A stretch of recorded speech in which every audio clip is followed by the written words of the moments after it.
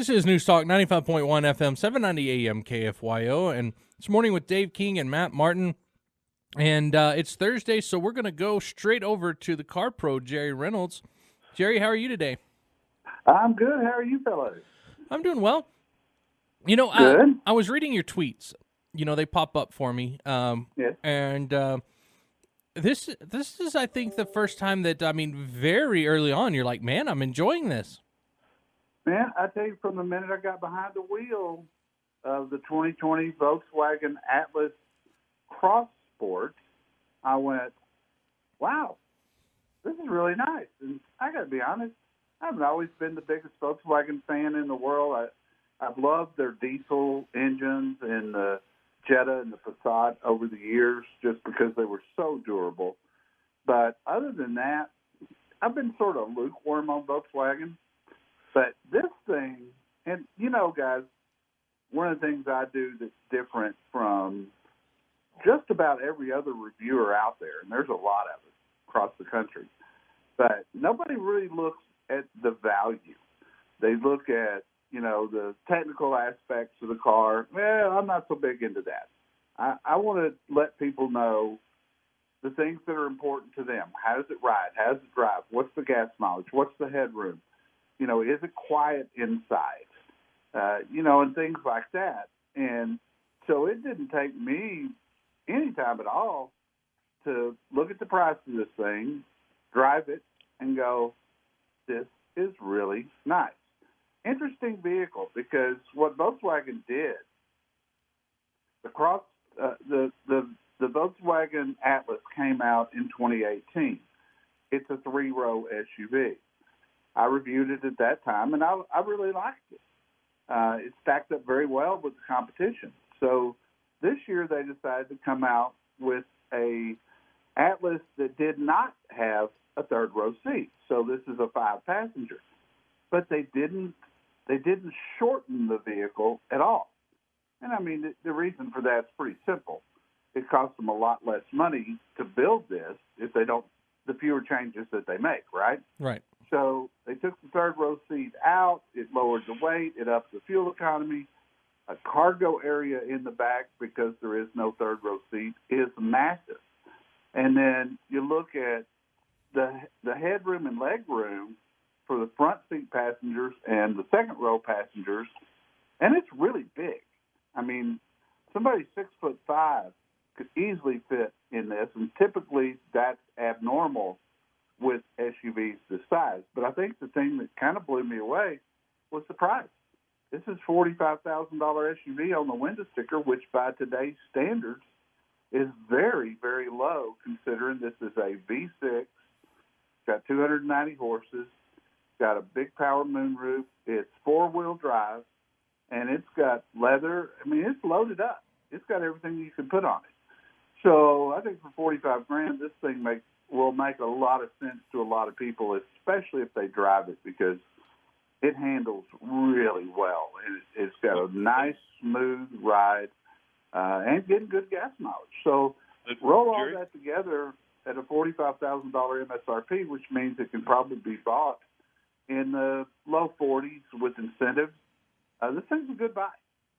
Yeah. Hey, Jerry, I was surprised in looking at this that it was I had to look a second time to see that it had the VW symbol on the front. It looks like so many others. There's so many of these SUVs that look almost identical, and you have to really look closely to differentiate. Yeah, I had the same thing. You know, it's what I call egg-shaped. It's got some nice lines. It's got a little bit of a touch of Ford Edge styling to it. It's got some, from the rear, to me, it looks very much like a Land Rover.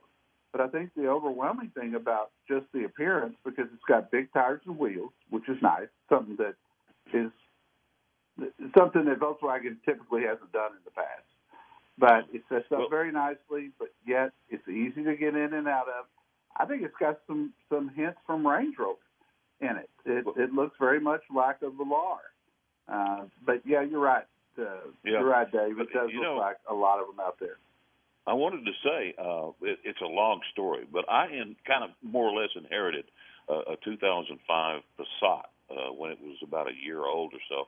And I never did like the car. But for one thing, you have to disassemble the front end of the car to change the air filter. I mean, It's just the way Volkswagen engineers this stuff. And I thought, gosh, I'll be glad when I can trade this thing off and get something I like. But you know what?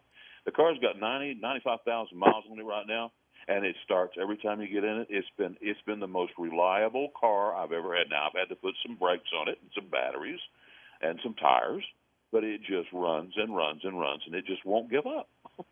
And that's pretty typical of German car makers. The difference with Volkswagen and the rest of the German autos out there is, the repair cost and the maintenance cost are much lower, very much like a domestic vehicle. So long term, this thing's not going to cost you a lot of money, and they are quite reliable. So I hear you. I think that's a good observation, sir. So one question, I didn't see anything on the news, on your news section here, but there were some talks of, I guess, the California plant that makes Teslas reopening or opening up there and getting going again. Is there any news on that?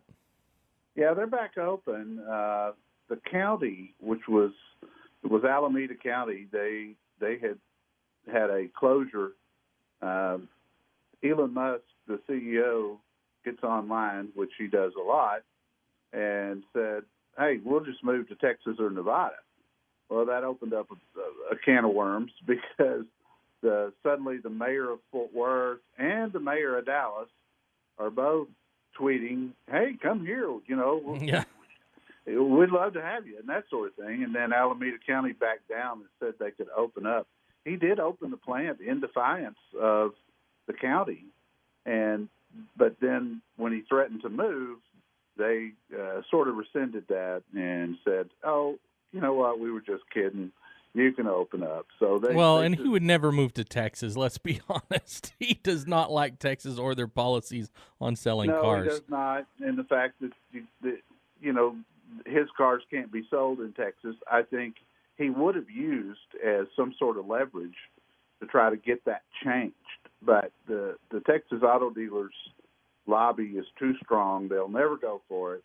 That would have never happened. Nevada, maybe, because he's already got a battery plant there. Yeah. But to assemble cars in Texas, you could. I was laughing to myself because I go, this is never going to fly. He was just trying to get them to open it. Yeah, exactly. And for as many goofy things as he does, we had the story last week about the fact that he owns 6 houses in Bel Air, the Bel Air area of Los Angeles, one of the most exclusive areas in LA. He owns 6 houses in there. And he came out last week and said he was going to sell all his possessions. And he did, in fact, list 2 of the houses in Bel Air. Now, every day's a new day with this guy. Yeah. So you don't know. Maybe he's going to sell only 2 of the 6. I don't know. But he is a colorful character to watch. I disagree with most of what he does. I'm not sure he's going to make it as an automaker still. He's gone a lot of years and has made virtually no profit. Yeah, he may have to stick with rockets. He's sort of been the darling of Wall Street. If you look at Tesla stock price. I know. I don't know how. I don't either, on a company that's never made any money. Yeah. And so we'll see. He has made the auto industry a lot more fun to watch. Let me put it that way. So what else do you have? I know that we're running out of time, but what else do you have on carprousa.com right now?